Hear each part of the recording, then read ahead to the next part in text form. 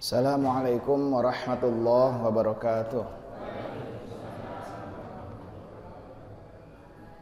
Alhamdulillahilladzi arsala rasulahu bil huda wa dinil haqq liyuzhirahu 'alad dini kulli walau karihal musyrikun. Asyhadu an la ilaha illallah wahdahu la syarikalah wa asyhadu anna Muhammadan 'abduhu wa rasuluhu la nabiyya ba'dah. Para jamaah sekalian, pada subuh ini mari kita lanjutkan ya kajian kita. Terakhir saya membahas mengenai masih tentang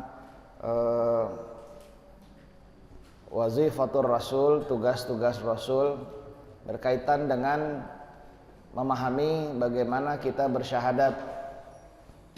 Yang kedua yaitu wa asyhadu anna Muhammadar Rasulullah. Syahadat sekali lagi bukan sekedar ucapan di mulut, tetapi sebuah sumpah atau janji yang kita ikrarkan kepada Allah Subhanahu wa taala yang membuat kita digolongkan oleh Allah ke dalam golongan orang-orang yang beriman atau orang-orang yang muslim. Para jamaah sekalian,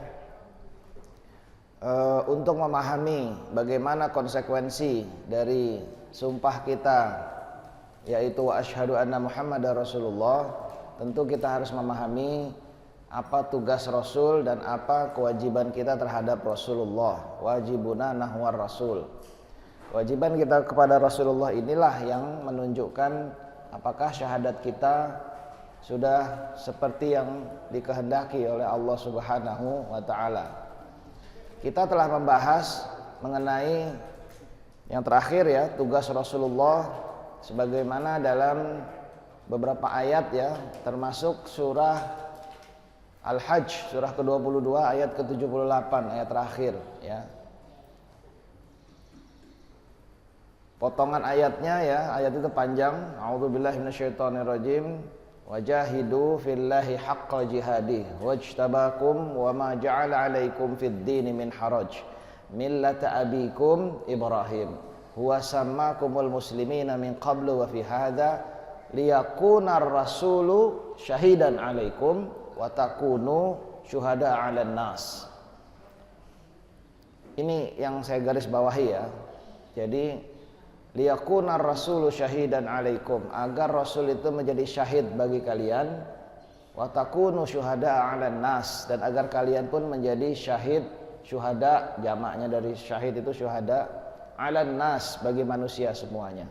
Kalau kita artikan bersaksi, maka kita agak bingung. Agar rasul bersaksi bagi kalian, agar rasul menjadi saksi bagi kalian, dan agar kalian menjadi saksi bagi manusia secara keseluruhan. Akan tetapi kita paham bahwa syahida yashhadu ini memiliki beberapa arti ya. Arti pertama yang telah kita bahas dulu adalah memahami. Jadi asyhadu an la ilaha illallah wa asyhadu anna Muhammadar Rasulullah, maknanya saya memahami, saya paham ya. Apa yang dipahami? La ilaha illallah dan juga Muhammadar Rasulullah. Maka kalau kita belum paham ya memang harus dikaji ya, apa sebetulnya makna syahadat itu. Dalam surah Muhammad surah 47 juga Allah perintahkan bagi kita fa'lam annahu la ilaha illallah. Hendaklah kalian memahami, hendaklah kalian ilmui, hendaklah kalian mengerti apa itu la ilaha illallah. Fa'lam annahu la ilaha illallah. Nah, begitu juga yang kedua tentang Muhammadan Rasulullah.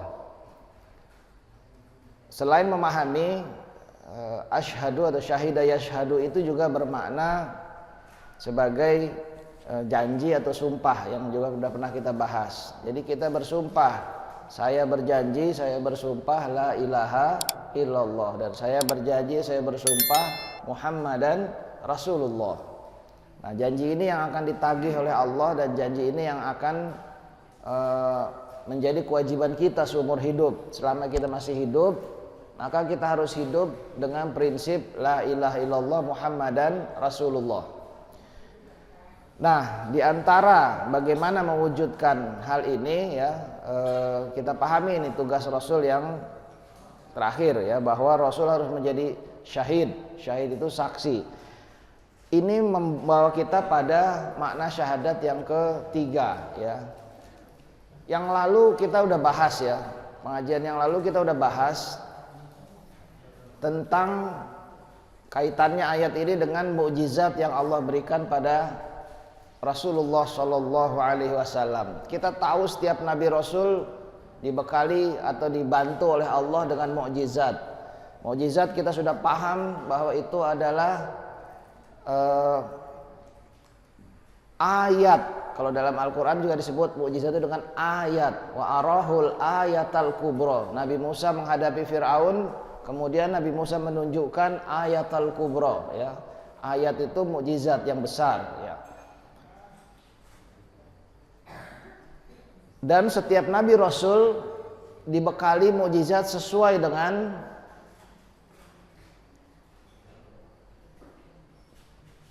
keterampilan atau kemampuan terhebat manusia pada masanya, kurang lebih begitu. Sehingga mukjizat para rasul itu lain-lain semua.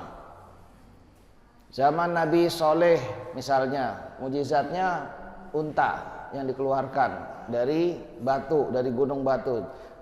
Kaum Nabi Soleh itu diutus kepada kaum Tsamud. Wa Tsamudal ladzina jabus sakhra bil wad. Kaum Tsamud itu mampu mengukir batu menjadi kota dan lain-lain ya. Maka mukjizat Nabi Soleh, i'jaz itu artinya kan membungkam ya, membungkam kemampuan terhebat untuk menunjukkan ini adalah, bagi orang yang mengerti ini dia tahu bahwa itu bukan kemampuan manusia melainkan itu adalah dari Allah Subhanahu wa taala. Mukjizat Nabi Musa misalnya ketika menghadapi Fir'aun adalah ketika Fir'aun itu menggunakan tukang-tukang sihir ya. Tukang-tukang sihir ini yang kemudian mampu mengendalikan opini masyarakat. Karena itu dibungkam oleh Nabi Musa dengan mukjizatnya, yaitu tongkatnya yang bisa berubah menjadi ular dan menghabisi semua sihir yang ada itu.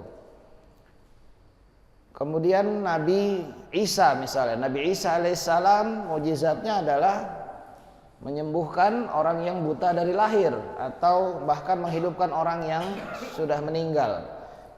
Karena di zaman Nabi Isa, kaum yang dihadapi ini diantara kemampuan terhebat mereka adalah mereka membanggakan kemampuan pengobatan ya. Ya, maka mereka yang mengerti masalah ini menjadi tahu bahwa ini pasti bukan pengobatan manusia, ini pasti ayatul kubro, ini pasti mukjizat dari Tuhan. Makanya tukang sihir di zaman Nabi Musa itu, tukang sihir Fir'aun itu langsung beriman ketika melihat mukjizat.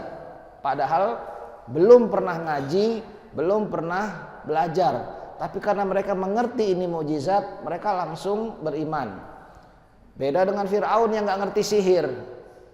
Dia malah bingung kenapa pada masuk Islam gitu ya. Karena ajaran para nabi itu semuanya Islam ya. Nah, maka apa mukjizat Nabi kita, Nabi Muhammad SAW? Mukjizatnya kita sepakat, Quran inilah mukjizat Rasulullah ya. Lalu apa yang diijaz, yang dibungkam dengan Quran ini? Tentu saja kemampuan terhebat manusia. Hanya saja Rasulullah SAW ini berbeda dari Nabi Rasul sebelumnya. Beliau tidak hanya diutus untuk orang di zamannya, tapi juga untuk semua manusia sampai akhir zaman. Bukan hanya untuk orang Mekah dan Madinah atau orang Arab, tapi juga untuk orang Indonesia, untuk orang Cina, orang Barat, orang semua di seluruh dunia. Karena itu mukjizat Rasulullah itu tidak lekang oleh zaman ya. Quran ini yang pertama untuk masa orang-orang di zaman Rasulullah dulu, orang-orang Arab saat itu, keahlian terhebat mereka adalah bersyair. Syair menjadi bukti kecerdasan mereka saat itu. Tahu nggak semua orang bisa bersyair ya, apalagi dia harus menguasai. Kalau kita kan bikin pantun aja susah gitu ya. Apalagi disuruh bersyair yang begitu rumit ya. Nah, Quran membungkam itu. Para ahli syair itu tahu bahwa ayat-ayat Quran itu jauh melampaui kemampuan syair manusia. Sehingga ketika mereka jujur harusnya mereka kemudian beriman pada Quran itu. Tapi manusia di zaman sekarang tentu bukan syair ya, walaupun itu mungkin salah satu, tapi kan bukan itu yang kemudian menjadi keunggulan manusia di zaman ini. Keunggulan manusia di zaman ini yang menyebabkan bangsa-bangsa di dunia ini menjadi lebih unggul dari yang lain adalah kemampuan sains dan teknologinya ya. Siapa yang menguasai ilmu pengetahuan, dia menguasai dunia gitu ya. Maka kalau negara kita termasuk negara yang unggul bukan sekarang? Belum ya, kita negara masih ketinggalan ini ya.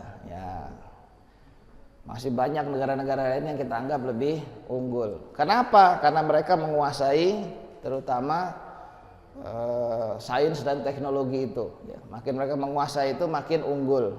Nah, Quran juga membungkam itu sebetulnya. Jadi Quran ini justru bagi orang yang mengerti sains dan teknologi itu, Quran ini banyak sekali kemudian mengungkapkan ya, fenomena atau pengetahuan sains yang baru dipahami sekarang. Quran sudah menyebutnya 1400 tahun yang lalu. Bagi orang yang membaca Quran dengan jujur ya, makanya kalau di Eropa dan Amerika banyak yang masuk Islam itu rata-rata orang yang cerdas, orang-orang yang ilmuwan, orang-orang yang memang menguasai sains itu, dan mereka terijaz, terbungkam dengan membaca Quran ini, sehingga mereka meyakini tidak mungkin. Quran bicara tentang banyak tanda-tanda sains ini ya, baik itu astronomi, baik itu geologi ya, baik itu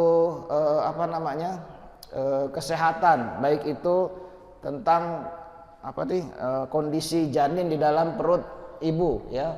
Itu semua disebutkan dalam Al-Quran di masa 1400 tahun yang lalu. Dulu belum ada peralatan canggih kayak sekarang, belum ada teropong, belum ada satelit, belum ada, kalau buat ibu itu USG ya, yang buat periksa ibu hamil itu, belum ada USG, belum ada apapun ya. Tapi Quran sudah menyebutkan bagaimana kondisi yang akurat seperti yang dipahami oleh sains zaman sekarang. Karena itu Quran membungkam orang-orang yang membangga-banggakan sains itu, bahwa sesungguhnya fenomena itu sudah ada dan Quran ini memang benar dari Rabbul Alamin, Tuhan semesta alam. Para jamaah sekalian, itu sudah kita bahas yang lalu ya. Kita mau bahas pada subuh ini adalah mukjizat kedua Rasulullah. Jadi kalau yang paling besar tentu Quran ya, dan ini berlaku sepanjang zaman. Namun kita lihat Quran ini bukan buku ilmu pengetahuan, karena Quran ini bukan buku sains, bukan buku fisika, bukan buku biologi, bukan ya. Quran ini adalah hudan linnas, petunjuk bagi manusia. Itu hanya Allah sebutkan supaya jangan sok tahu lah gitu orang-orang yang mendewakan sains dan teknologi itu ya, karena Quran sudah bicara itu duluan ya. Nah, ini untuk membungkam mereka supaya mereka mau mengikuti tuntunan yang diberikan dalam Al-Quran. Jadi Quran itu hudan linnas wa bayyinatin minal huda wal furqan ya. Ini adalah petunjuk bagi manusia. Petunjuk apa? Nah, ini yang kita bahas mukjizat yang kedua. Yang lalu sudah saya singgung sebetulnya. Mukjizat kedua Rasulullah itu adalah beliau mampu mendirikan sebuah peradaban besar yang berlangsung berdiri kemudian lebih dari 1200 atau 1300 tahun dalam tempo hanya 23 tahun saja. Kan masa kerasulan Nabi itu hanya 23 tahun, 13 tahun di Mekah dan 10 tahun di Madinah. Beliau mampu mendirikan sebuah peradaban yang kalau secara jujur diakui oleh dunia ini adalah peradaban terbesar yang pernah ada sepanjang sejarah manusia. Peradaban yang disebarkan penuh dengan kebaikan, peradaban yang mampu melahirkan perkembangan ilmu pengetahuan dan teknologi yang luar biasa ya. Kalau kita mau baca ini semua, sebetulnya sejarah yang kita pelajari, sejarah ilmu pengetahuan yang kita pelajari di sekolah itu banyak nggak benernya sebetulnya ya. Hampir semua penemuan-penemuan besar itu sebetulnya dilahir dari rahim peradaban Islam, bukan dari orang-orang barat. Mereka mengklaim saja ya. 600 tahun sebelum Isaac Newton itu merumuskan hukum gravitasi, sudah duluan ilmuwan muslim yang menyebut, cuma itu ditutup dan tidak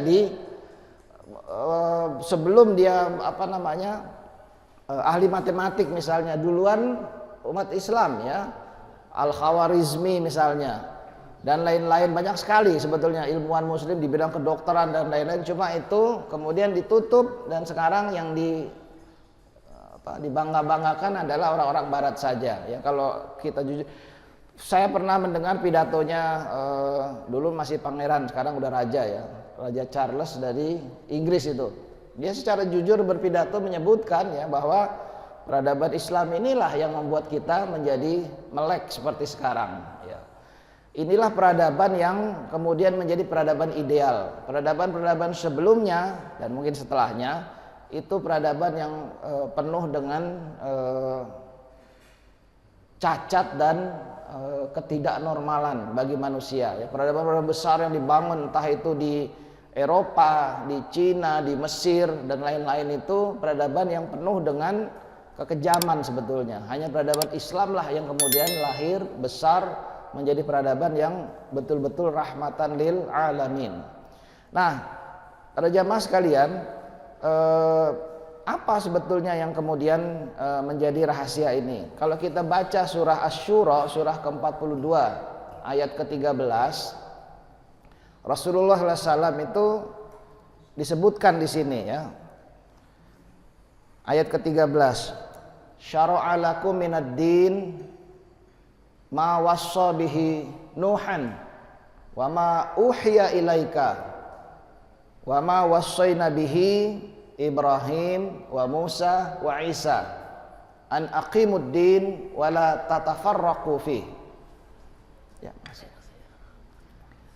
Syara'a lakum minad din, telah disyariatkan kepada kalian dalam persoalan agama ini ma wassa bihi Nuhan, apa yang telah diwasiatkan kepada Nabi Nuh, wa ma uhiya ilaika, dan apa yang telah kami wahyukan kepada engkau ya Muhammad, wa ma wassayna bihi Ibrahim wa Musa wa Isa, dan apa yang telah kami wasiatkan juga kepada Ibrahim, Musa dan Isa, an aqimud din, agar kalian menegakkan agama ini, wala tatafarraqu fih, dan jangan kalian berpecah belah di dalamnya. Di sini disebut 5 orang nabi, Nabi Nuh, Nabi Ibrahim, Nabi Musa, Nabi Isa, dan Nabi Muhammad sallallahu alaihi wasallam. Kita kenal kan 5 nabi ini kita sebut sebagai ulul azmi ya. 5 nabi yang istimewa. Dan ini disebut dalam ayat 13 surah Asy-Syura ini. Mengapa mereka istimewa nanti kita lihat. Cuma yang jelas saya ingin menyoroti dulu di sini adalah apa yang telah diwasiatkan kepada Nabi Nuh, Nabi Ibrahim, Nabi Musa dan Nabi Isa ini diwasiatkan juga kepada Nabi Muhammad sallallahu alaihi wasallam dan kemudian kepada kita, karena syara'a lakum minad din, telah disyariatkan pada kalian tentang agama ini. Kalau kita mengaku wa asyhadu anna Muhammadar Rasulullah, maka syariat atau kewajiban ini juga jatuh ke kita ya, karena kita telah bersumpah mengikuti jalan Nabi kita Nabi Muhammad sallallahu alaihi wasallam. Apa itu? An aqimud din, agar kalian menegakkan agama ini, wala tatafarraqu fi, dan jangan kalian berpecah di dalamnya. Apa maksudnya menegakkan agama? Kira-kira apa, Pak? Ya, ini biasanya kan tanya jawab. Saya dulu yang nanya deh. Bapak Ibu yang jawab gitu ya. Kira-kira apa Pak maksudnya menegakkan agama? Iya, an aqimuddin. Kalau kita kenalnya kan aqimus shalah gitu ya. Tegakkan. Jadi sekarang an aqimuddin, tegakkanlah agama. Kalau menegakkan sholat apa Pak? Hah? Melaksanakan sholat. Nah, ini saya koreksi dulu ya. Saya koreksi dulu sedikit. Tidak ada satupun perintah dalam Al-Quran, tidak ada satupun ayat dalam Al-Quran yang memerintahkan kita untuk melaksanakan sholat. Tidak ada. Bahasa Arabnya melaksanakan itu fa'ala yaf'alu, melakukan, melaksanakan, perbuatan. Tidak ada perintah dalam Quran itu if'alus sholah, laksanakan sholat, nggak ada. Yang ada selalunya perintahnya adalah aqimus sholah, dirikan sholat. Ya. Karena mendirikan sholat itu bukan cuma melaksanakan, ya melaksanakan ini bagian dari mendirikan sholat. Mendirikan sholat bukan cuma di masjid, bukan cuma 5 waktu. Mendirikan sholat juga di rumah, di pasar, di kantor, dimanapun kita berada. Itu yang disebut dengan mendirikan sholat. Karena bukan cuma melaksanakannya. Kalau cuma melaksanakan, fawailul lil musallin alladzina hum an sholatihim sahun walladzina hum yuraun. Ayat ini surah Al-Maun ini didahulukan dengan ara'aital ladzi yukadzibu biddin fadzalikal ladzi yad'ul yatim wala yahuddu ala ta'amil miskin. Orang yang membentak anak yatim, gak peduli dengan memberi makan orang miskin, walaupun dia melaksanakan sholat, itu di fawailul lil musallin, masuk neraka dia walaupun dia melaksanakan. Kenapa? Karena dia tidak menegakkan sholat. Ya, jadi ini catatan penting nih, bahwa menegakkan sholat itu bukan cuma di masjid, bukan cuma ketika 5 waktu ini. Perintahnya selalu begitu, tegakkan sholat. Bukan hanya ditegakkan itu dalam kehidupan kita. Itu yang disebut dengan, karena sholat itu menyambung dengan Allah. Melaksanakan sholat ini bagian dari menegakkan sholat. Ya bagaimana mau menegakkan sholat kalau melaksanakan aja enggak gitu ya. Maka enggak cukup hanya dengan melaksanakan sholat. Dalam sholat berjamaah kayak tadi kita disuruh berjamaah. Ya, berjamaah itu sebetulnya latihan buat kita. Bukan hanya waktu sholat kita berjamaah, harusnya di luar sholat pun kita berjamaah. Betul nggak? Menjadi mundurnya kehidupan orang Islam ini gara-gara mereka nggak mau berjamaah, hidupnya masing-masing. Ya, maka latihan kita di masjid ini, sholat berjamaah harusnya dilakukan juga di luar, bukan hanya di masjid. Ya. Nah, bagaimana dengan menegakkan agama? Nah, kira-kira apa nih? Coba Pak Yusuf deh, yang ganteng kayak Nabi Yusuf ini. Masya Allah ya. Ayo Pak Yusuf, kira-kira apa nih maksudnya menegakkan agama? An aqimuddin wala tatafarraqu fi. Tegakkan agama, jangan kalian berselisih di dalamnya. Melaksanakan kebenaran. Maksudnya gimana Pak melaksanakan kebenaran tuh? Seperti perintah Allah, seperti sholat, amal soleh. Ada yang lain? Ibu-ibu boleh? Kira-kira apa maksudnya menegakkan agama? Sekarang saya tanya, apa sih agama ini? Ad-din ya. Kan kalau pakai bahasa agama kadang-kadang kita jadi salah paham ya. Ad-din, Quran menyebutnya dengan istilah ad-din. Al-yauma akmaltu lakum dinakum. Hari ini telah aku sempurnakan bagi kalian din kalian. Wa atmamtu alaikum ni'mati, dan aku sempurnakan nikmatku pada kalian.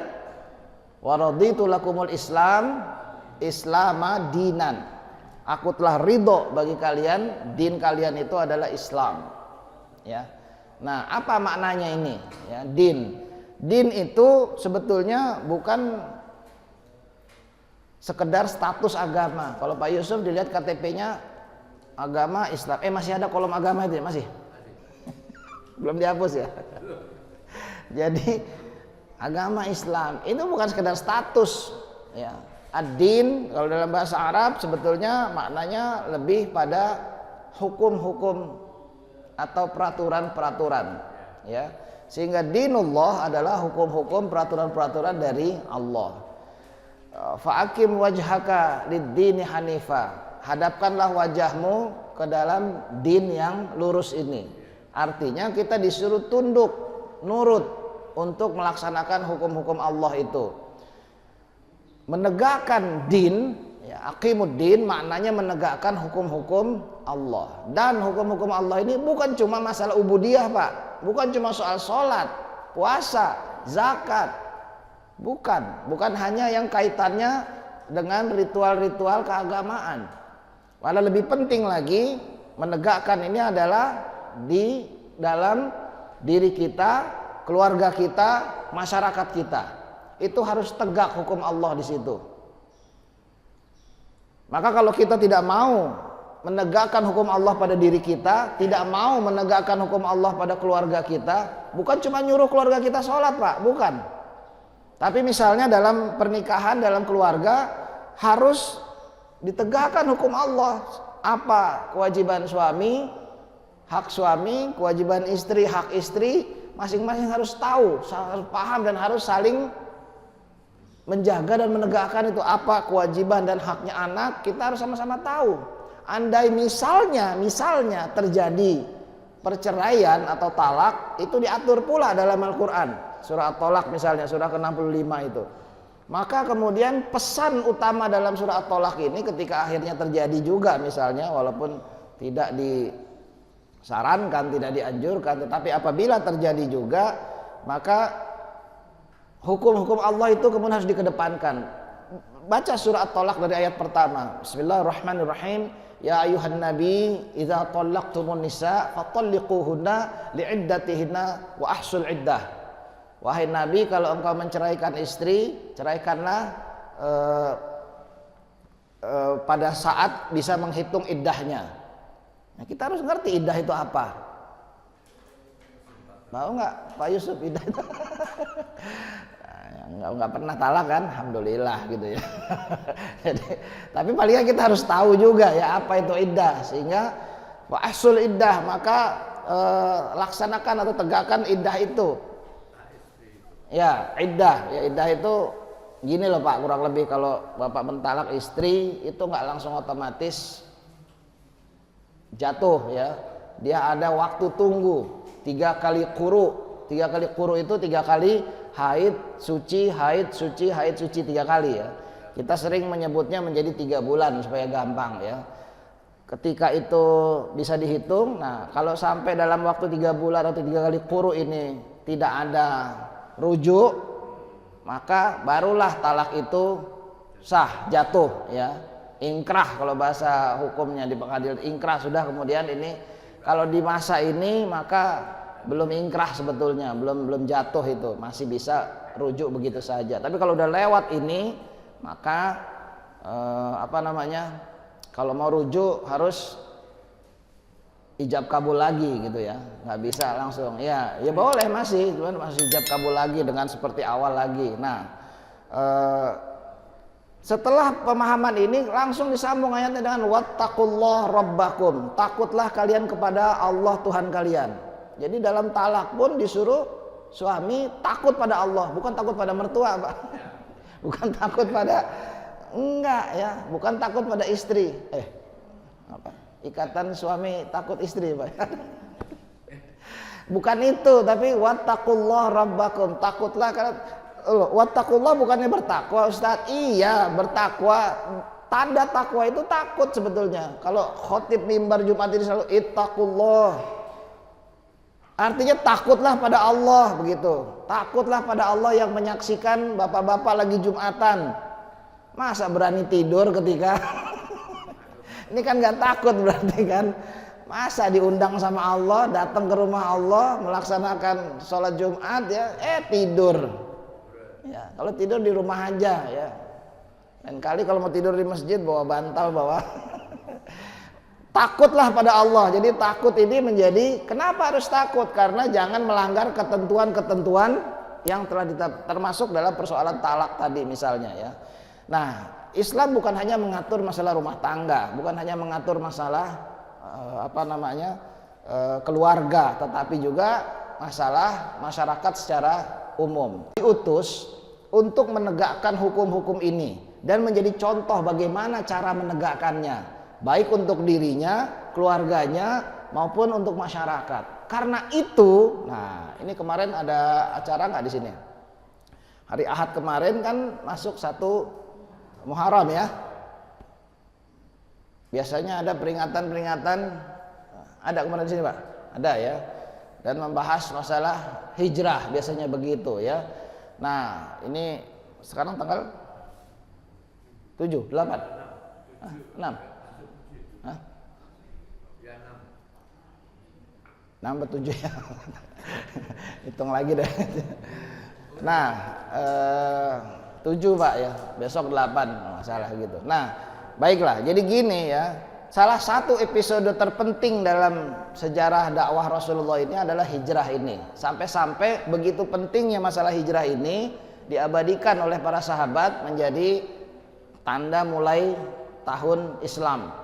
Jadi di zaman Umar bin Khattab pemerintah, itu surat menyuratnya kemudian ada sebuah surat dari gubernur ditujukan kepada Khalifah Umar bin Khattab yang membalas suratnya Umar ini. Surat Anda yang tidak bertanggal dan tidak bertahun itu telah kami terima. Lalu ini memicu Umar untuk mengumpulkan para sahabat, kayaknya kita perlu punya satu sistem penanggalan sendiri ya. Penanggalan apa yang kita pakai. Lalu mereka sepakat ya. Tetapi mulainya dari kapan? Usul demi usul muncul ya. Hari lahir Rasulullah enggak disepakati. Hari pertama turunnya Quran enggak juga. Hari apa lagi? Masing-masing usul. Tapi kemudian akhirnya disepakati adalah hari hijrah. Ketika hijrah itulah tahun pertama Islam. Karena hijrah ini dianggap sebagai sebuah momentum besar yang merubah merubah cara dakwah Rasulullah ini. Sehingga ini yang justru menjadi patokan. Dan disepakati oleh para sahabat, hijrahnya Rasul menjadi momentum ditentukannya tahun pertama Islam ini ya. Sehingga kenapa begitu? Nah, ini kalau kita bahas tentang hijrahnya berkaitan dengan tugas Rasulullah ini ya. Kenapa sih Rasulullah hijrah dari Mekah ke Madinah? Padahal di Mekah lah Rasulullah lahir, di Mekah lah Rasulullah dibesarkan, di Mekah lah Rasulullah menikah, punya anak, di Mekah juga Rasulullah mendapat wahyu, dan Mekah adalah kota kecintaan Rasulullah. Tapi kenapa Rasulullah hijrah ke Madinah? Jawabannya adalah karena kenapa Pak? Kenapa Rasulullah hijrah? Hah? Emang nggak bisa berubah di Mekah Pak? Hah? Bosan di Mekah gitu? Enggak gitu Pak. Masa bosan di Mekah? Enggak lah ya. Kira-kira kenapa? Hah? Cinta Allah. Perintah Allah. Iya, kenapa Allah perintahkan? Kalau perintah Allah mah selesai semua Pak. Kenapa sholat? Perintah Allah ya selesai. Enggak, saya mau ini lebih dari itu ya. Ini kan kenapa Rasulullah kemudian hijrah? Ingat loh, sebelum ke Madinah, sahabat itu pernah ketika masih di Mekah ya, sebagian sahabat disuruh hijrah ke Habasyah. Habasyah itu Ethiopia kalau sekarang. Jadi dari Mekah itu ke Jeddah, lalu nyebrang laut.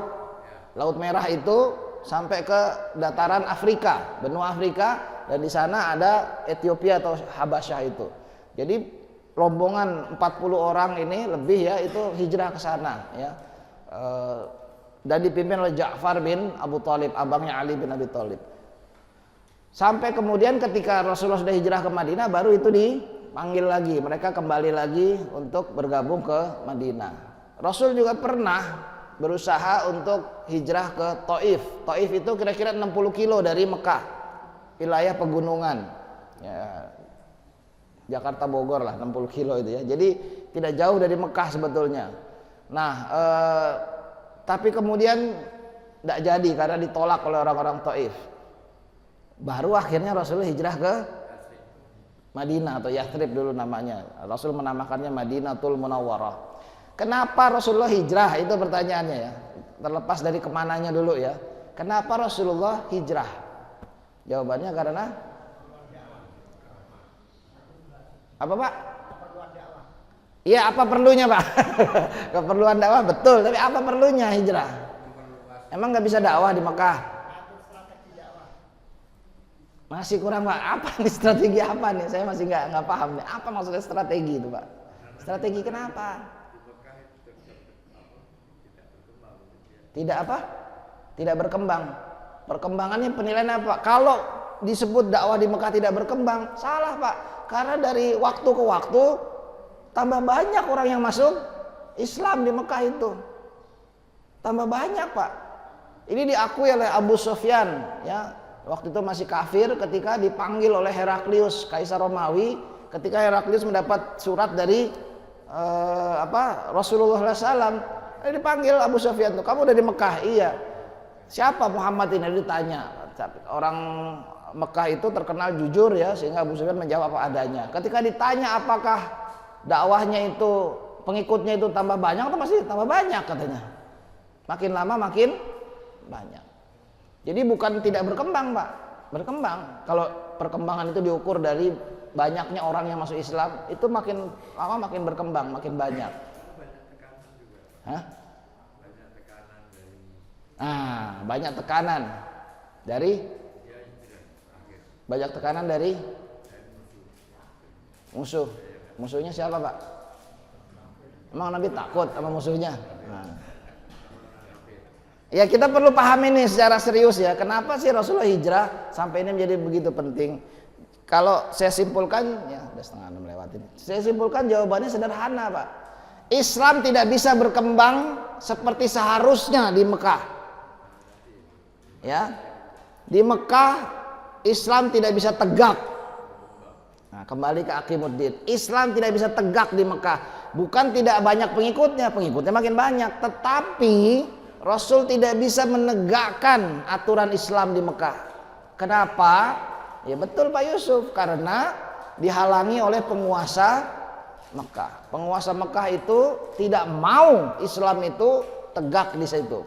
Karena itu Rasulullah tidak bisa melaksanakan tugasnya di Mekah. Dan akhirnya Rasulullah hijrah ke Madinah. Di Madinah lah Islam ini tegak, tumbuh seperti yang seharusnya. Jadi bukan nggak bisa sholat di Mekah, bukan nggak bisa puasa di Mekah, bukan nggak bisa ini itu di Mekah, bisa. Tetapi Islam tidak bisa tegak di Mekah. Aturan Islam tidak bisa dijadikan aturan masyarakat di Mekah karena tidak didukung oleh penguasa. Bahkan bukannya tidak didukung, mau dihabisi oleh penguasa ini. Sehingga kemudian Rasulullah hijrah ke Madinah. Di Madinah lah Rasulullah kemudian bisa menegakkan Islam itu sebagaimana yang seharusnya. Maka Rasul membentuk dasar-dasar peradaban itu. Yang pertama, apa yang Rasul lakukan ketika hijrah ke Madinah yang pertama kali? Belum, Pak. Yang pertama adalah itu yang ketiga, Pak. Mendirikan masjid. Betul, yang pertama mendirikan masjid. Yang kedua, ada 3 nih yang Bapak sebut tadi, yang ketiga. Yang kedua, mempersaudarakan antara umat Islam, baik muhajirin dengan ansor ya. Tidak ada lagi Islam Mekah, Islam Madinah. Islam cuma satu ya.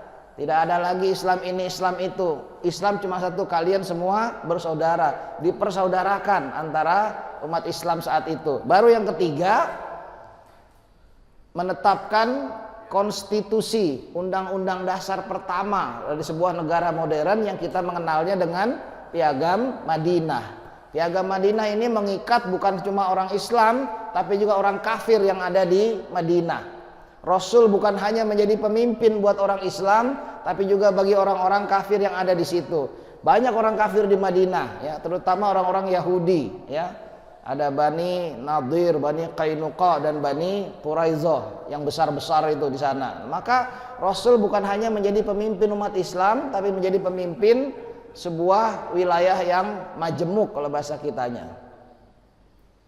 Dan baru Islam bisa tegak di situ ketika kemudian Rasulullah menjadi pemimpin. Dan kemudian emang di Mekah Nabi nggak pernah ditawarin jadi pemimpin? Pernah.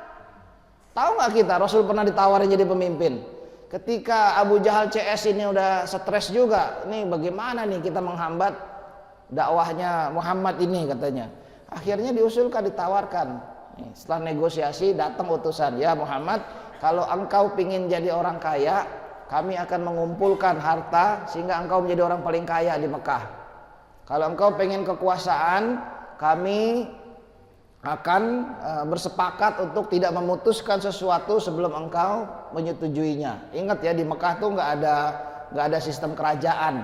Yang ada sistemnya, kalau bahasa sekarangnya itu kepemimpinan yang kolektif kolegial ya. Jadi ada dari beberapa kepala suku dan kemudian mereka selalu bermusyawarah. Di dekat Ka'bah itu ada sebuah tempat namanya Darun Nadwah. Disitulah dari dulu mereka bermusyawarah untuk memutuskan segala sesuatu. Kami tidak akan memutuskan segala sesuatu sebelum engkau menyetujuinya. Artinya dijadikan yang paling utama nanti. Kalau engkau pingin, nah ini tawarannya ya, yang itu harta, kekuasaan. Kalau engkau pingin perempuan, nah kami cariin dah yang paling mantep buat Pak Yusuf. Pokoknya ini ditawarkan ya, kalau engkau menderita sakit katanya kami akan carikan tabib paling udahlah lengkap, BPJS-nya pun lengkap lah ini. Semuanya ditawarin. Tapi oleh Rasul ditolak itu semua. Kalau Pak Yusuf yang ditawarin, kira-kira diterima nggak itu?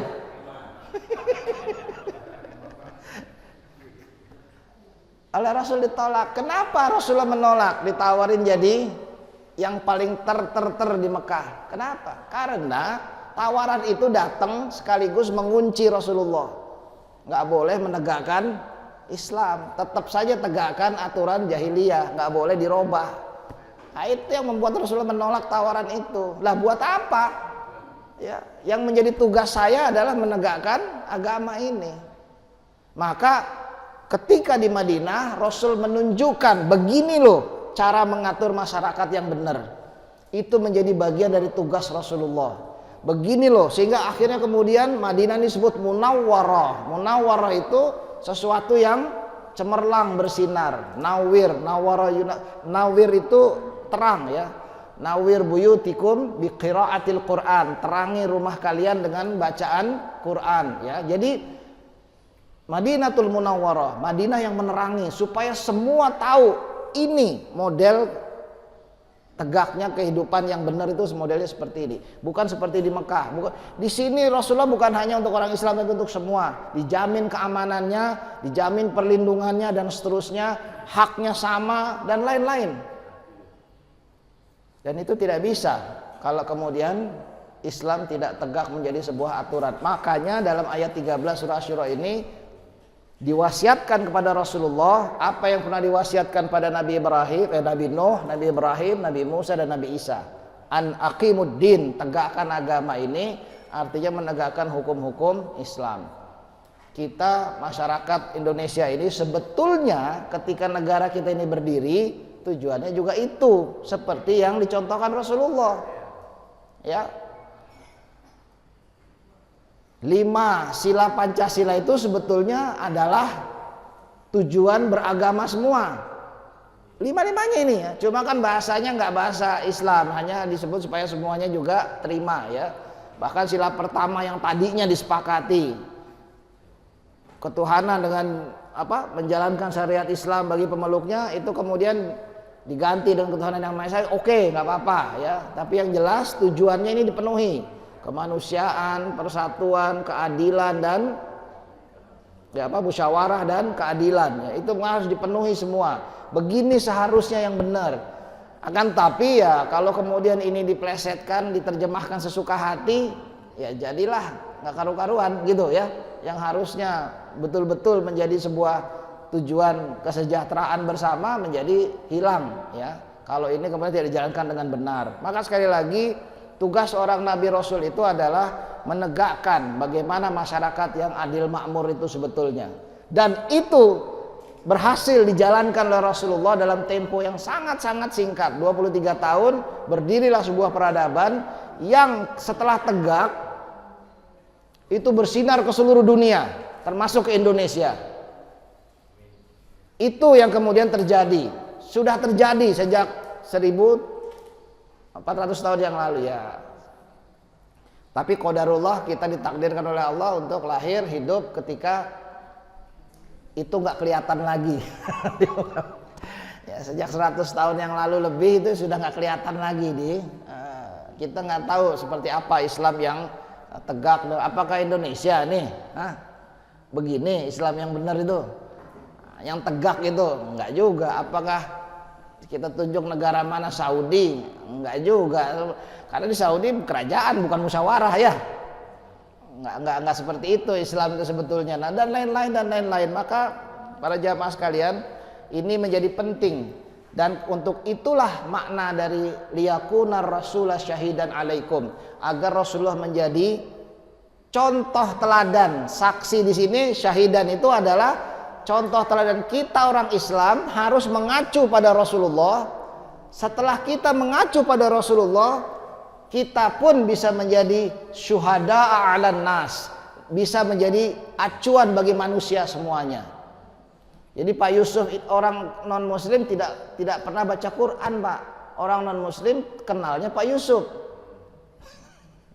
Maka Pak Yusuf lah yang harus menjadi syahidan bagi mereka. Sementara Pak Yusuf sendiri syahidannya adalah Rasulullah. Paham kan kira-kira ya? Kita kemudian mengikut Rasulullah supaya kita bisa menjadi panutan juga bagi manusia. Sebab orang nggak tahu yang benar itu yang mana sampai tegakkan oleh kita. Maka kewajiban kita liyakuna rasulullah syahidan alaikum wa takunu syuhada 'alan nas.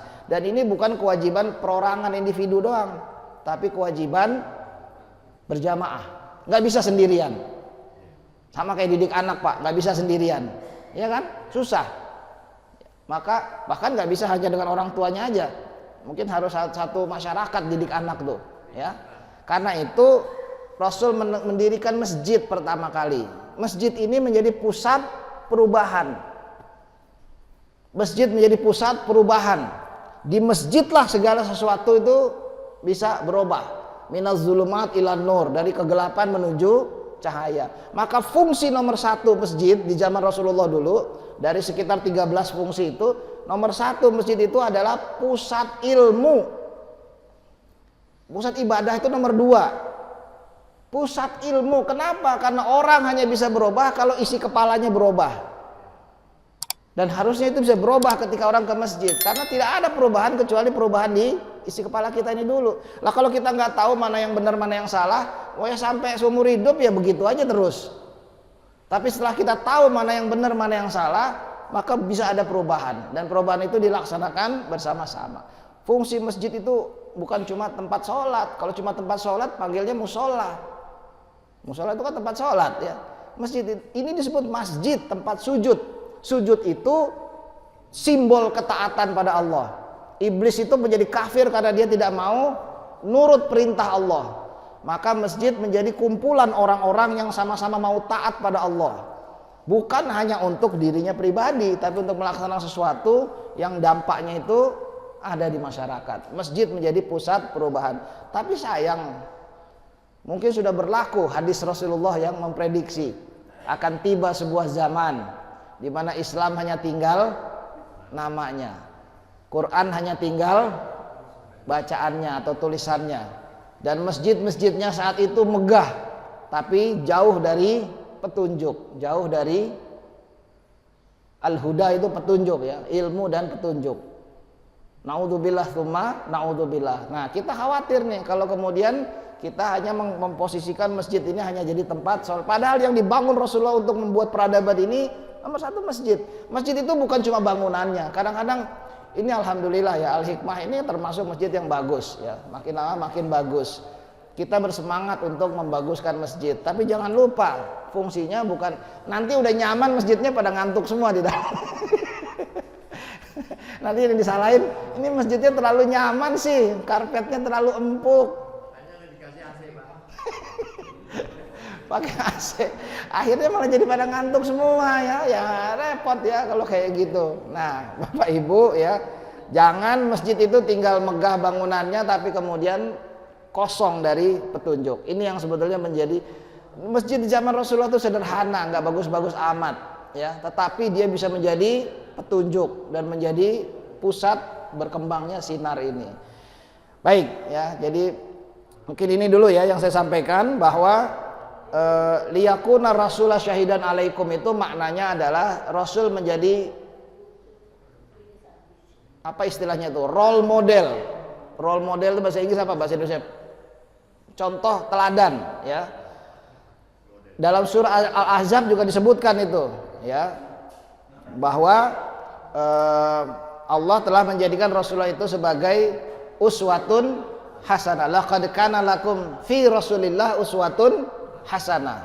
sudah ada pada diri Rasulullah itu contoh teladan bagaimana menjadi pribadi yang baik, bagaimana menjadi suami yang baik, bagaimana menjadi ayah yang baik, bagaimana menjadi pemimpin yang baik dan seterusnya. Maka kita harus mengacu pada Rasulullah. Supaya bisa mengacu pada Rasulullah, ya kita harus kenal.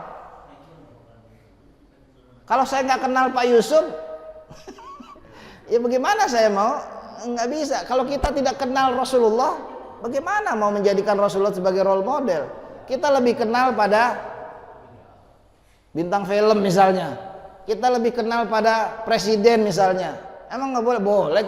Nanti di kubur juga yang ditanya bukan presiden, yang ditanya adalah Rasulullah. Ente kenal nggak ini? Enggak. Wah, udah deh. Malaikat bilang, ambil gebukan. Bahaya nih kalau begini. Di kubur pun sudah ditanya, kenal nggak dengan Rasulullah? Siapa orang yang mengenal Rasulullah? Kita ini ditakdirkan lahir 1400 tahun setelah Rasulullah wafat. Kita ditakdirkan lahir di Indonesia, jauh dari Mekah, Madinah. Tapi siapa orang yang mau mengenal Rasulullah? Dia tetap bisa mengenali Rasulullah. Begitu banyak hadis yang bisa kita baca tentang Rasulullah. Mau nggak itu aja udah ya. Mau nggak kita mengenal Rasulullah? Bukan hanya tentang pribadinya, wabil khusus tentang apa ajaran yang harus kita jadikan acuan untuk hidup seperti Rasulullah. Bukan seperti Abu Jahal, bukan seperti Abu Lahab, bukan seperti yang lain-lain yang justru bukan panutan seperti Rasulullah. Kalau bagi para ibu, bagaimana menjadi seorang ibu, seorang istri yang benar seperti yang Allah kehendaki? Rasul sudah mendidik istri-istrinya dan itu bisa jadi acuan. Kita harus mengenal istri-istri Rasulullah itu.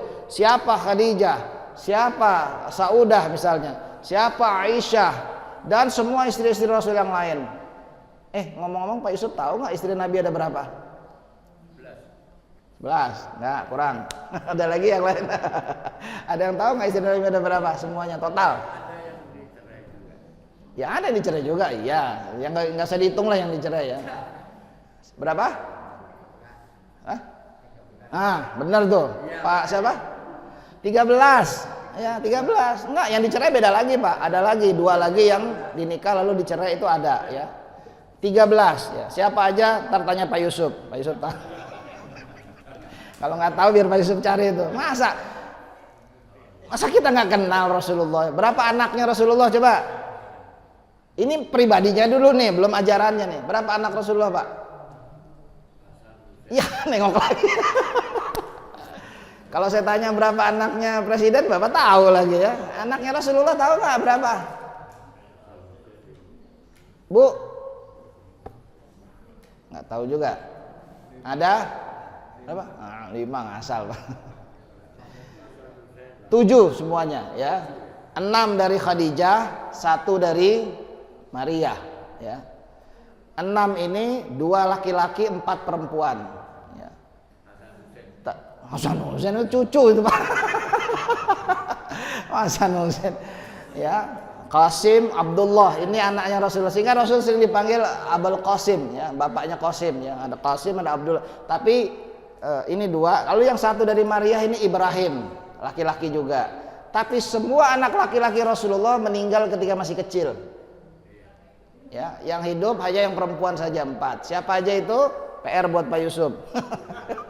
Harus tahu siapa anak-anak. Masa kita nggak tahu anak-anak Rasulullah ya?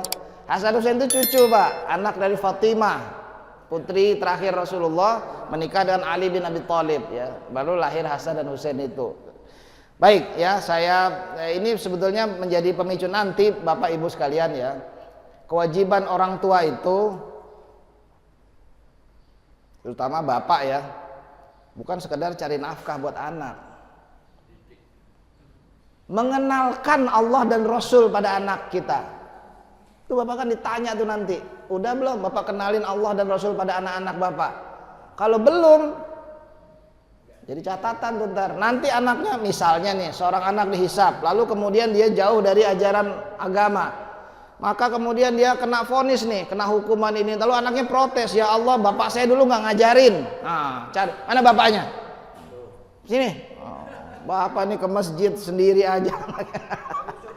Hah? Pak Yusuf, jangan dong. Yang di sini mah insya Allah lah ya, berkumpul semua dengan keluarganya di sorga, amin ya.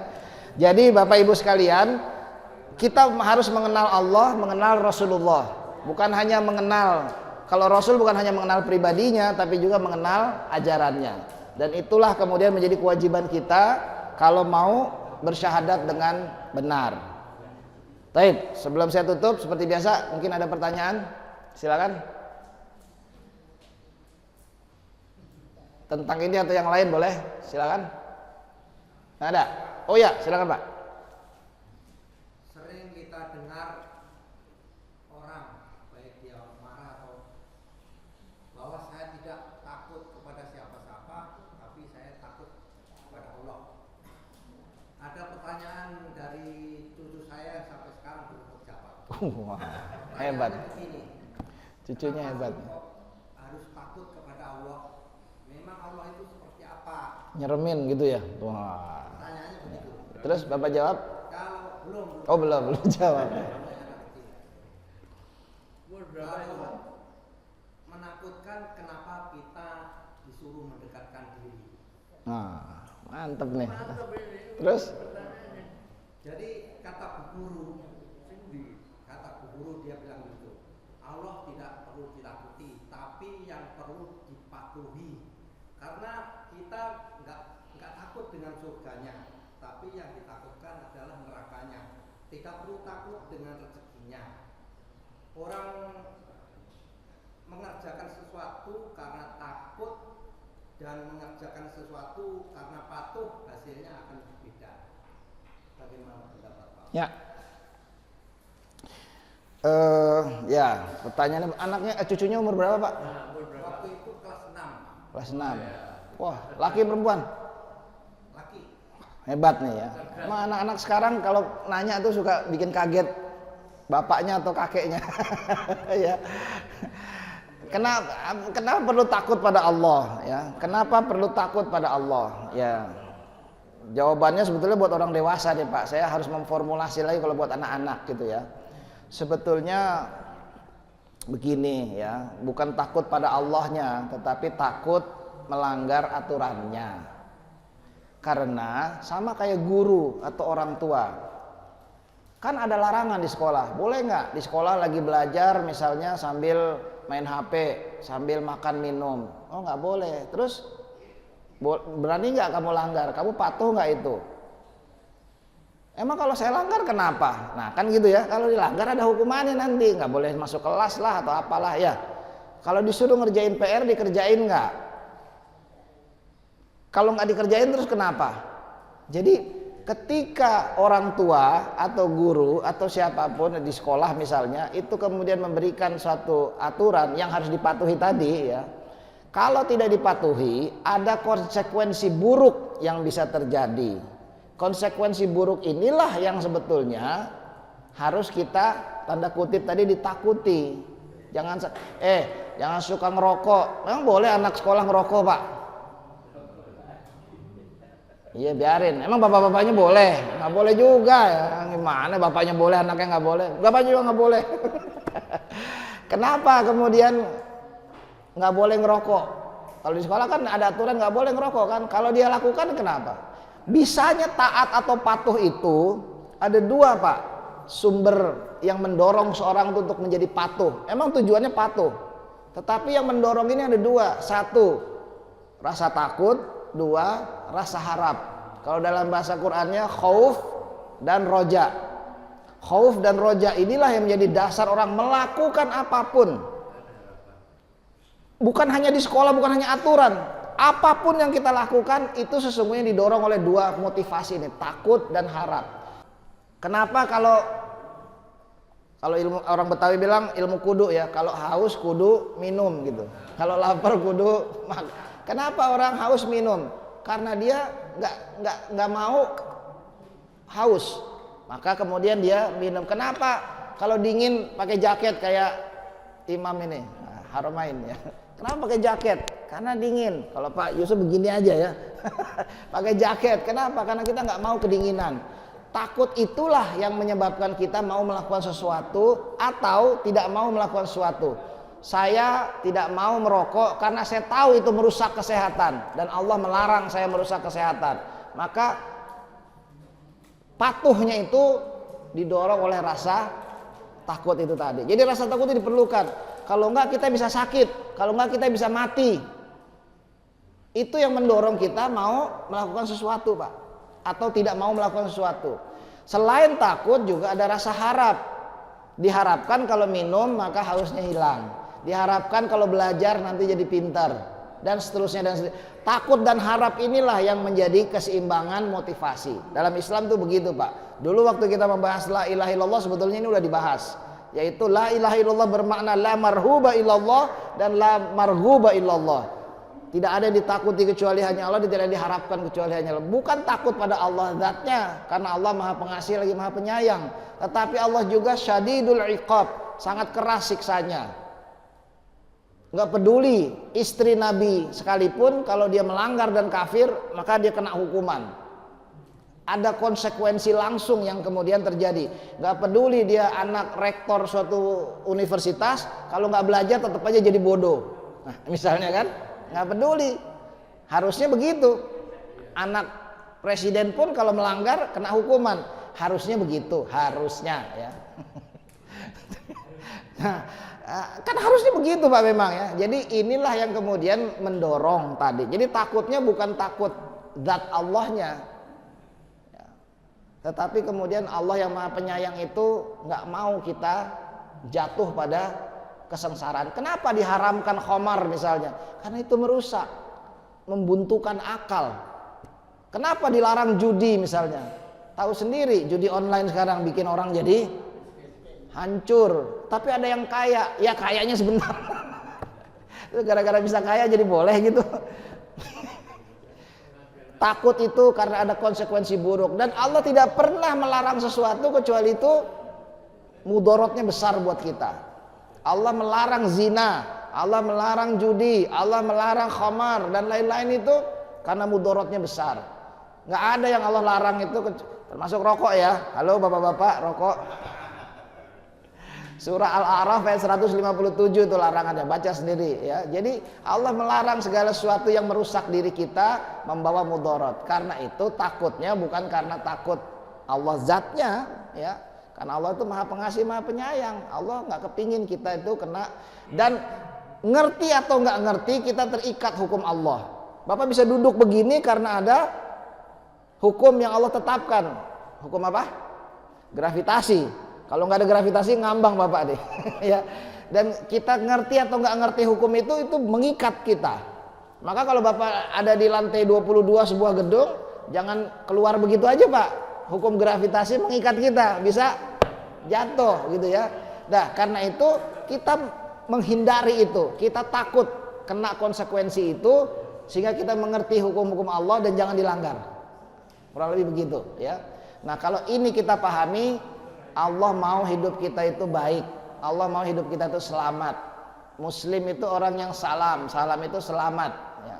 Kalau enggak kita patuh itu kan berangkat dari rasa takut juga, Pak ya. Pak Yusuf kalau di jalan nggak ada polisi, tengok kiri kanan lampu merah ditabrak. Tapi ada polisi nggak berani misalnya kan, kadang-kadang begitu. Orang yang puasa itu orang yang merasa diawasi oleh Allah, sehingga dia tidak berani melanggar. Dia menjadi patuh karena dorongan rasa takut juga, Pak ya. Dan itu bukan sesuatu yang buruk ya. Itu adalah sesuatu yang baik karena kita dari awal mengenal Allah. Allah itu maunya kita itu selamat. Gitu kurang lebih, Pak. Nanti saya bahas lagi kalau mau, masih kurang puas ya, cuma nggak cukup waktunya nih. Kita tutup ya, mudah-mudahan bermanfaat Bapak Ibu sekalian. Insyaallah kita sambung lagi pada kesempatan berikutnya. Saya tutup, subhanakallahumma wa bihamdika asyhadu an la ilaha illa anta astaghfiruka wa atubu ilaik. Walhamdulillahi rabbil alamin. Assalamualaikum warahmatullahi wabarakatuh.